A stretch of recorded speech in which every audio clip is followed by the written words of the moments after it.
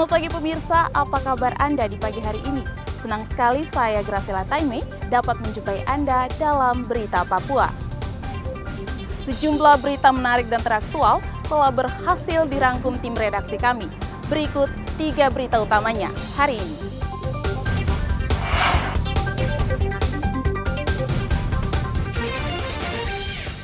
Lima 15 nelayan asal Merauke belum dibebaskan tentara Australia, keluarga minta pemerintah bertindak. Puluhan pengusaha asli Papua berunjuk rasa di Balai Sungai Papua Selatan menuntut transparansi lelang proyek. Judi online merambah ke polisi, Kapolres Mapi bertindak tegas.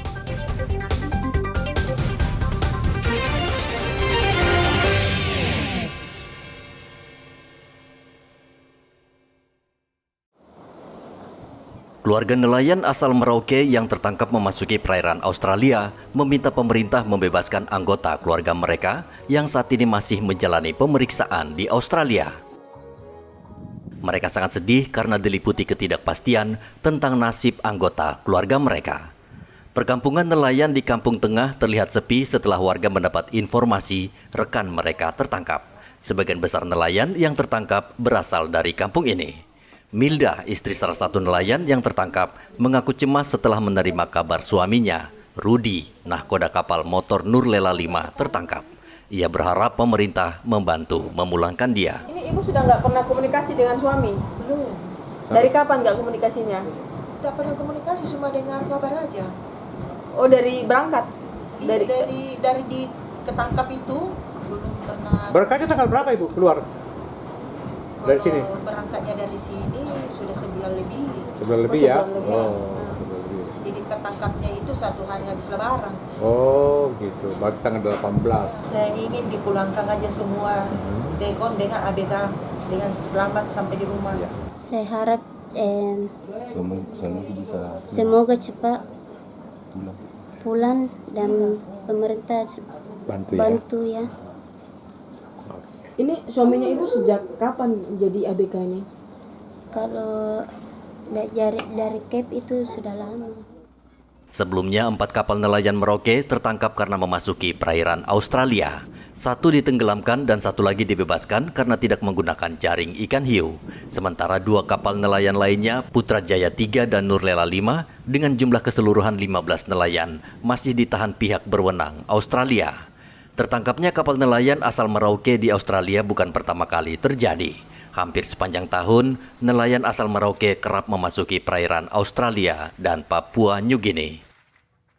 Muhammad Ridwan melaporkan dari Merauke, Papua Selatan.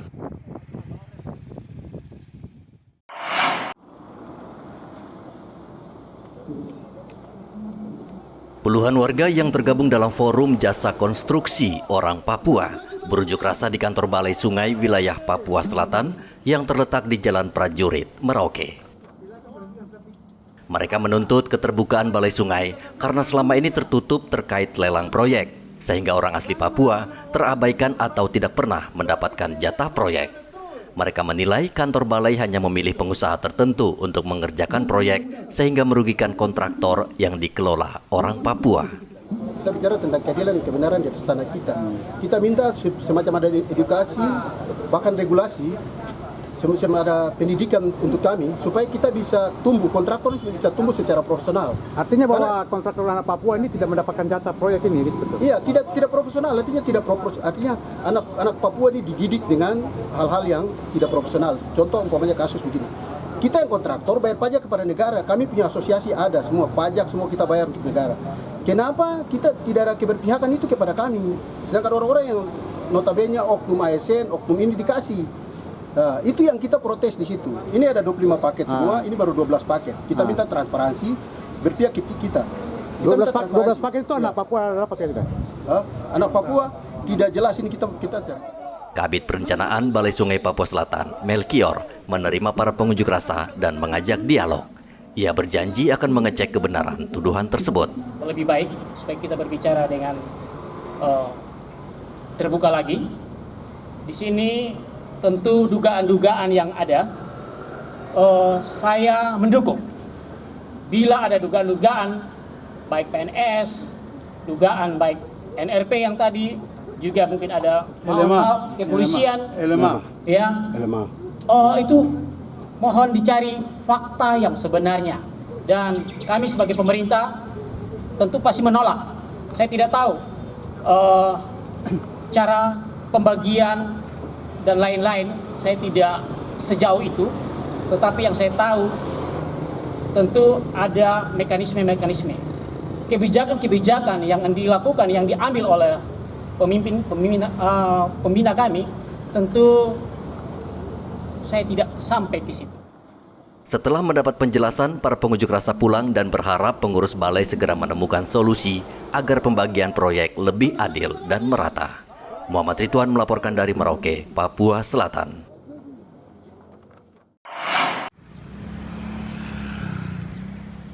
Bovendigul bisa dikatakan merupakan daerah transit narkoba.